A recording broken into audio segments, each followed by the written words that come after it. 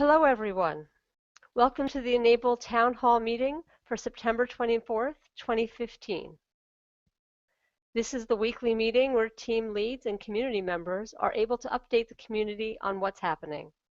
I'm Justine Diamond, your host for this week's meeting. Please remember that you can ask questions through the Q&A feature. You'll find the Q&A feature at the upper right hand of your screen. Just click on the grid of 9 boxes. If you're watching us today on certain devices, such as an iPad, you may find you can't access the Q&A. Questions can also be posted to the event page in the comments section. We'll monitor both as we go on and answer the questions as best we can, either here or on the post for the broadcast. You may notice some new faces in the film strip today. This week, we have some updates from members of the community. Remember, if there's something you'd like to share with the community at an upcoming town hall meeting, or if there's someone you think should speak, please let me know. You can email me at events.enable@gmail.com.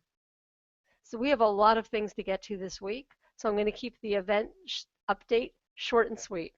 I don't know about you, but I'd certainly rather hear from our guests today. So last week was chock-a-block filled with events. You'll remember that Joe Fairley spoke about the Capital District Print-a-thon. He posted a short video to the community if you'd like to get an idea of what that event was like. John Schul had a few speaking events last week, and John Wong was at Medicine X at Stanford University. In Maker Faire news, last week was Louisville, so thank you Greg Dennison and Luke for running that, and Silver Spring, Maryland, and thank you Eric Bubar for running that. And wouldn't you know it, this coming week, it's full as well. We've got the Kiwi and Roo Print-a-thon taking place in New Zealand and Australia. We have Maker Faire Atlanta, thanks to Lance Tankersley, happening this week. And John Schul has several speaking arrangements. Let's see, Helping Hands West will have their inaugural event in California next Saturday. So there's a lot happening.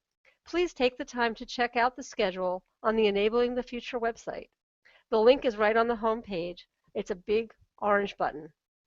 I'd like to take a moment to talk about one big event taking place this weekend. Tomorrow and Sunday is the World Maker Faire at the New York Hall of Science in New York. We'll be there in Zone 3 near the Mechanical Horse. John Schul will be speaking on Saturday at 10:30 at the Center Stage Auditorium in Zone 1. And Mohit and Dante from the Haiti team will be speaking Sunday at Maker Live in Zone 5. There's a post to the community today about Damon Victor, who printed a hand for a 7-year-old little lad in Florida. It's a great story, so I encourage everybody to check it out. Okay, we've got Daniel Dugan here today. He's the ARM team lead, and he's got some updates for us. You ready, Daniel? Yeah, thank you. So the ARM team has been plugging away in the background for the last 3 months or so. The end goal is, light at the end of the tunnel, getting modular ARM components that can be built and assembled by, all makers, right? We have had this need since the Raptor Reloaded came out, for an upper ARM, apparatus, and the e-NABLE practice ARM is going to meet a lot of those needs. So right now, a lot of the components are modular, right? They are designed to fit with a Raptor Reloaded, with a Phoenix hand, and a new hand called a gripper hand that you probably have seen in the forums. It connects, of course, to a socket and then runs from there into a cuff. We are building the framework now. We're getting documentation together, and we are going to prep for release for that pile of information. But it's a very exciting time for ARM development. I've gotten a couple questions as we progressed as to, when will this be available, and what is the process to get matched to a ARM recipient, and how ARM recipients are going to get matched to makers. And that will roll out as we go. So that's the update from the ARM team. We are, at that finish line, right? We know where the path is. We see where it's all going to come together. And it's just a last push I do have a quick shout out for the community. If there is someone very comfortable with jQuery, JavaScript, that wants to help us build a interactive guide out of the data that we have, please reach out to me. You can do it right in the Q&A. You can reach out to anyone in e-NABLE, and they'll push it my way. Thank you, Justin. Thank you very much. That sounds pretty exciting. We don't have any questions yet, but I'll keep an eye on that. Next up, Rich, do you want to do an update on the E3? Sure, that sounds great. Thanks. Hi, hopefully you can hear me now. So thanks very much, Justine.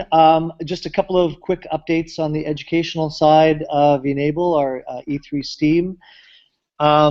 We have had continued great interest from teachers around the world about the work that we're doing. So I encourage any interested educators or people who might know educators who are interested, if you contact either me, and you'll see my contact information on the website, or just click the links, and in fact we have a teacher registration link through the E3 STEAM tab on our website.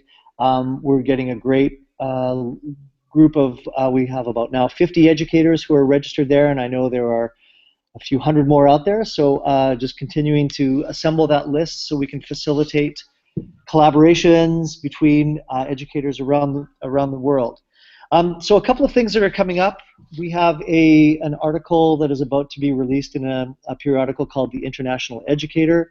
We saw the little teaser for it today, and in October they're doing a full launch.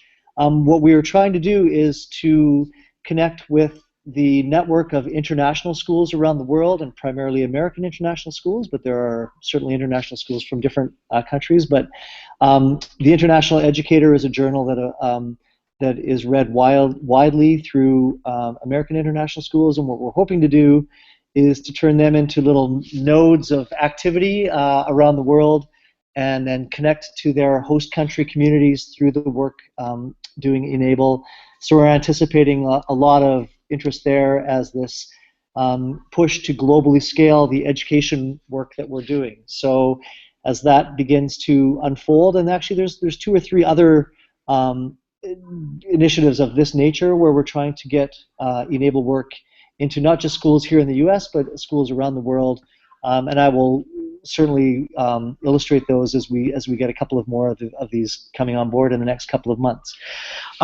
So the second thing that I just wanted to mention, this week I did a posting in our Google Plus community looking for designers to take on the challenge of designing some educational e-NABLE tools. So what we're hoping to do is the current build time, print time and build time for a hand makes it a little bit tough for schools to maybe do some of the experimenting that we're hoping to encourage schools to do around the world of prosthetic designing and building. So I posted a Google Plus post that hopefully we can spread, and people can kind of send it to folks that might be interested. And what we're trying to do is have people design small little e-NABLE demo devices. And so this would be something that uses the principles of an e-NABLE hand, the elastic bands, the cords, the wrist action, and if we can find or if we can design a test device that is quick to print, easy to assemble, with also the potential for investigating the effects of different variables on functionality. So we might be talking about numbers of digits or length of phalange segments. I think there could be real great potential there to turn e-NABLE work not into simply just utilitarian building hands for people that need them, and let's be clear, that's an important role, but I'm really looking to expand more the educational side, and I'm sure there are some creative amazing designers, and as I mentioned in the post, it would be really great to even see this as a school project, maybe for some of our older students who might even accept responsibility for designing small little demo devices. I think we might be on to some really great ways of teaching some of the principles of anatomy and physiology, but also physics through this work. So those are just two very important but little developments in the world of E3 STEAM, our educational initiative. Thanks very much.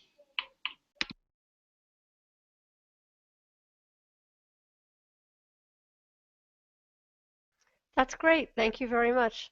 I'm personally always very interested to hear what's happening with the education initiative, and I'm very happy that my own daughter at her college is starting a chapter as well. And she's actually found Joe Fairley, who spoke last week, to be very helpful in doing that.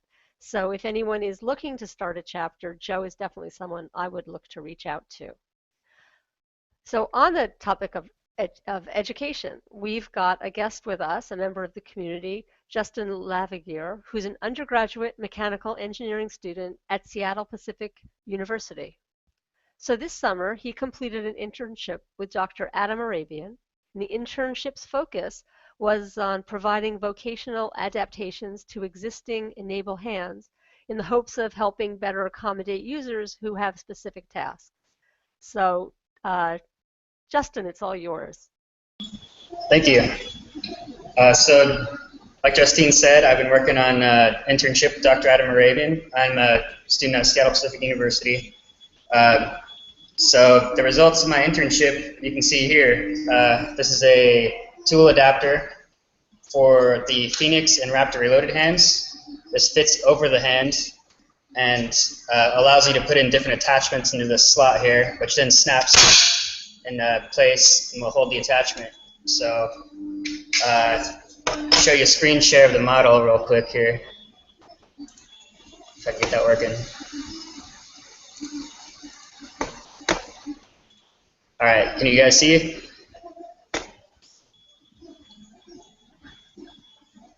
Yep, that's good. Here's the model of the tool adapter, and this part here is the slider that locks the tool into place, and this fits under the palm. I'll show you in a moment. As long as my video quality is good enough, you should be able to see it. All right. Okay. So to demonstrate, I have this Raptor Reloaded. It's a 140% scale, so I can actually put it around my own wrist just to show you how it works. So we have the tool adapter here. It slides over the thumb, and then this Velcro strap just goes around the top, and that keeps it in place. So I'll get a better camera angle in a second here.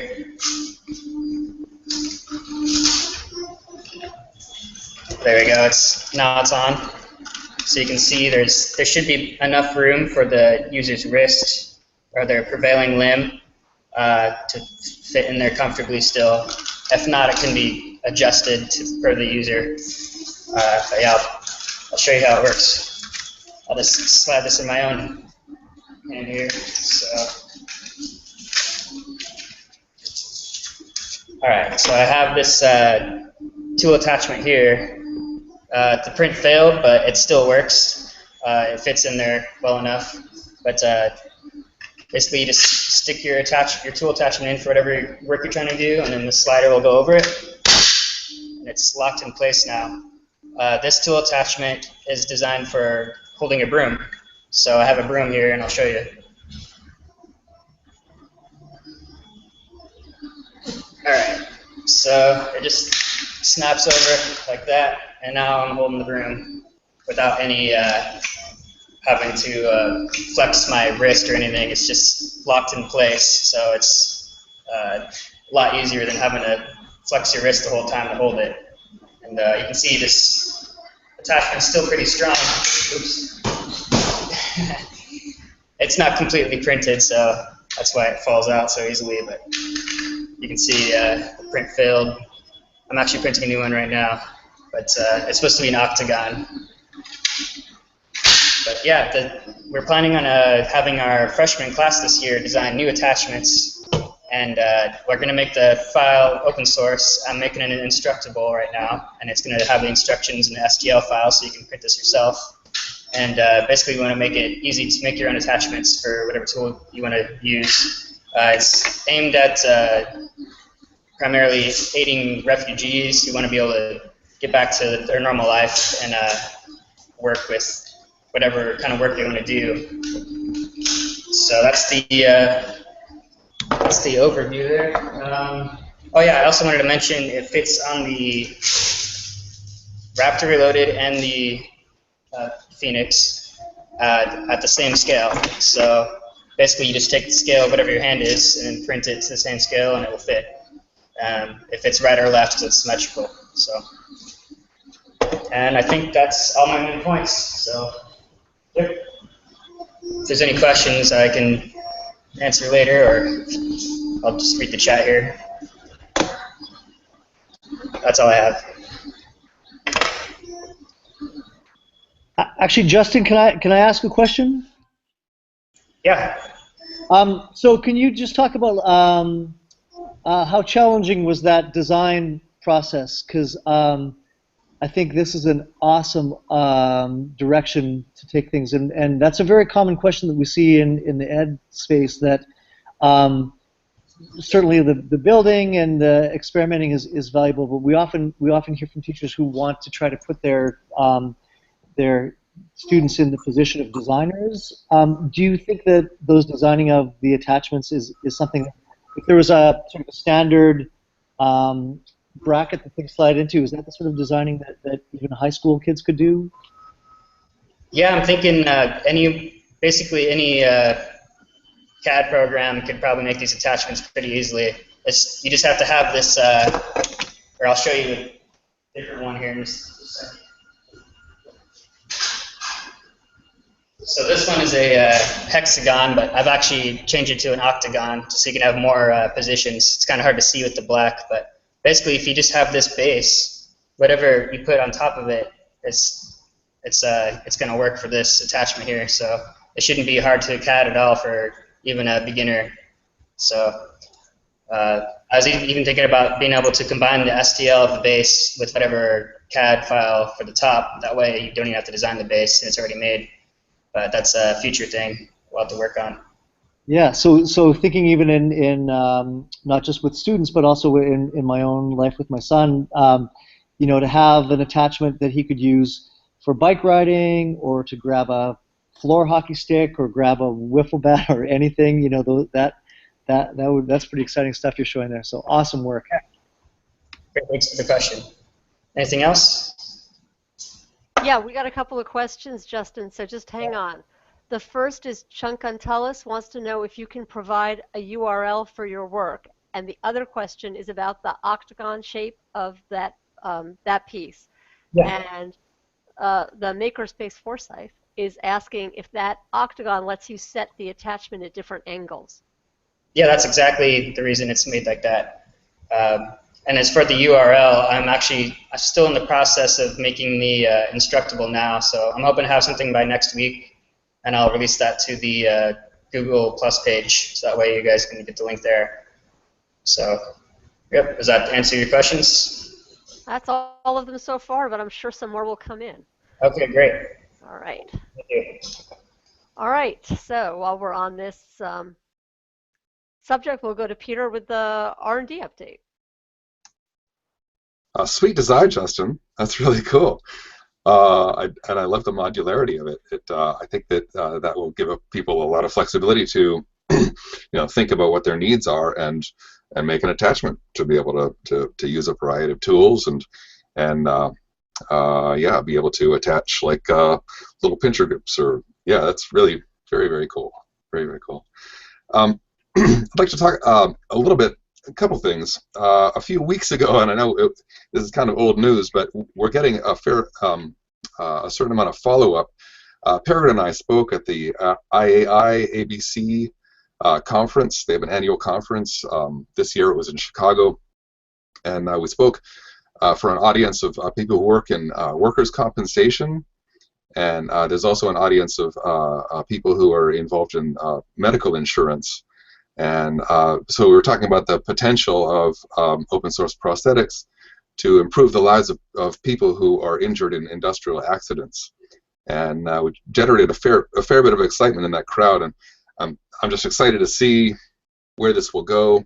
There's now going to be an article coming out of it, which will go both to the IAI ABC publication, and also there's another publication whose name I can't remember now, but it's insurance companies, people who work in the medical insurance industry will be receiving. So that's exciting potential.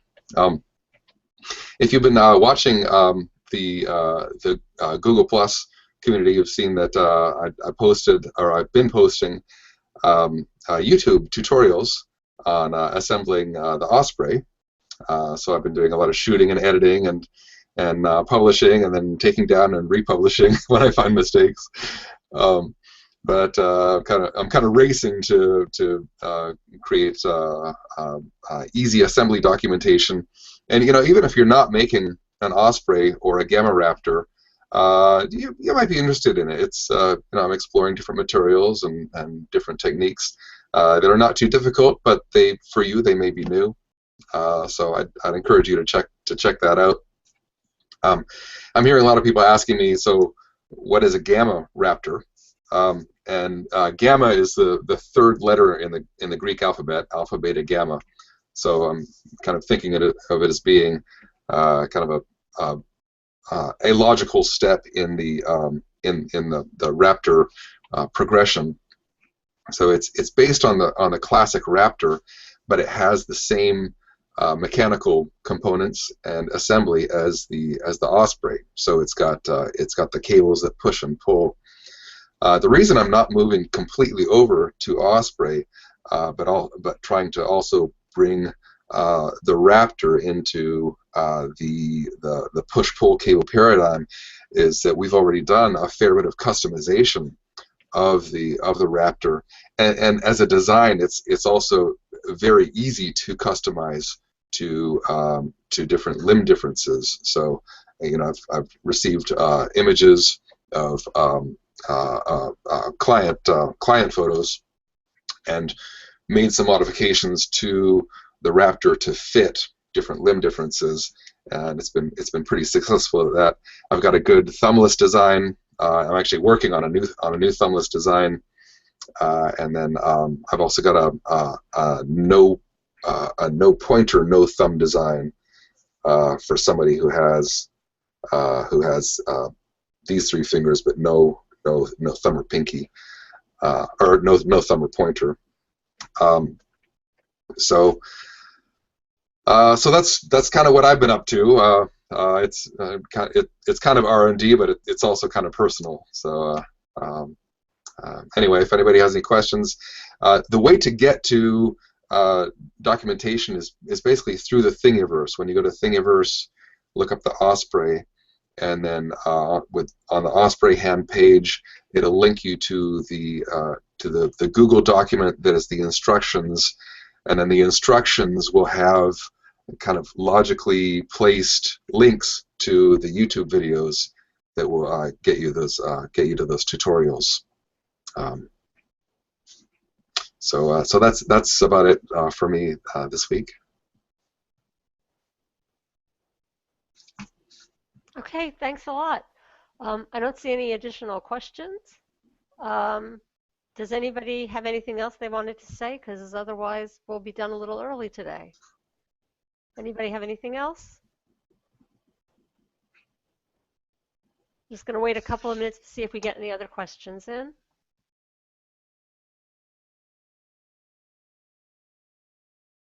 So I apologize for the dead airspace.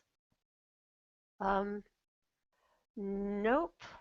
Okay.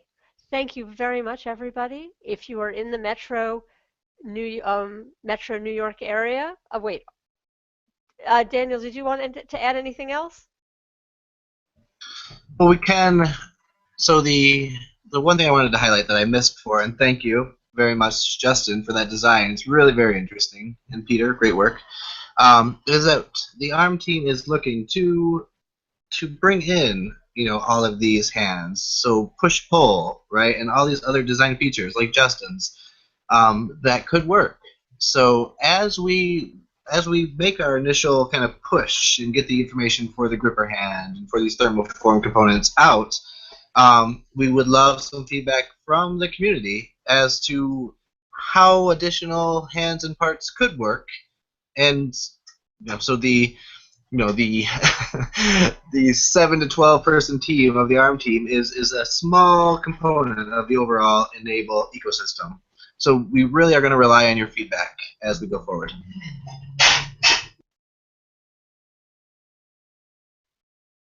Okay. And while you were doing this, Stephen Dignam came and asked if there were any news on the ARM. We've just done that, and we also covered as well at the beginning of the broadcast.